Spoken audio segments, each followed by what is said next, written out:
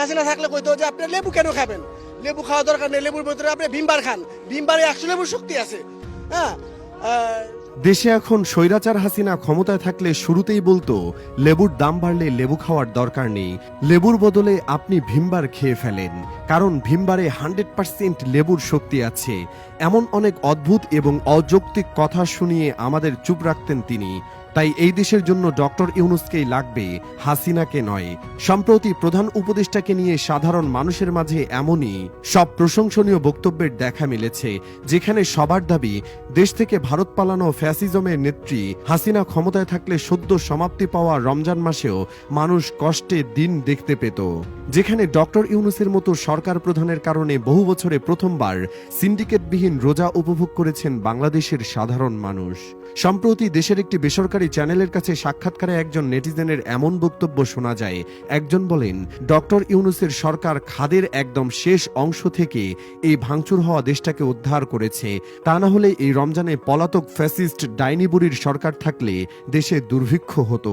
তাই ডক্টর ইউনূস ছাড়া বাংলাদেশের গতি নেই। এটা সবাই যত আগে বুঝবে ততই দেশের মঙ্গল। আরেকজন সাধারণ নেটিজেন এই সাক্ষাৎকারে বলেন, এই দেশের জন্য ডক্টর ইউনূসকে অনেক বেশি দরকার। এটা নিশ্চিত যে ডক্টর ইউনূস দেশে শান্তি আনতে না পারলে কোনো দল পারবে না, নির্বাচন দিলেও পারবে না, ক্ষমতায় এসেও পারবে না। সদ্য শেষ হওয়া পবিত্র রমজান মাসে এবং তার পরবর্তী সময়ে সবজির দাম কম পেয়ে খুশি মনে বাজার করছেন দেশবাসী, এবং তারা এর পুরো ক্রেডিট ডক্টর ইউনূস এবং তার সরকারকে দিতে পিছপা হচ্ছেন না। সবার মতে চলতি বছরেও স্বৈরাচার ট্যাগ পাওয়া হাসিনা এবং তার দল ক্ষমতায় থাকলে এই রমজানে সবাইকে ভোগান্তির চরম রূপ দেখতে হতো। আর তাই দেশকে শান্তিতে রাখতে ডক্টর ইউনূস ছাড়া আর কোনো বিকল্প নেই, এমন মন্তব্য এখন অনেকের মাঝেই ছড়িয়ে পড়েছে। তাদের মতে বাংলাদেশের সার্বভৌমত্বের ঢাল অধ্যাপক ডক্টর ইউনূস, কেননা এর আগে 1.5 দশকেরও বেশি সময় একনায়কতান্ত্রিক ও কর্তৃত্ববাদী শাসনে শোষিত হয়েছে দেশ। অনেক ত্যাগের পরে এবং ছাত্র জনতার অভ্যুত্থানে এই ফ্যাসিবাদী শাসনের ইতি ঘটেছে। তবে দীর্ঘ এ সময় দলীয়করণ ও দুর্নীতি চর্চার মাধ্যমে অন্তঃসার শূন্য করে দেওয়া হয় প্রজাতন্ত্রের প্রতিষ্ঠানগুলো।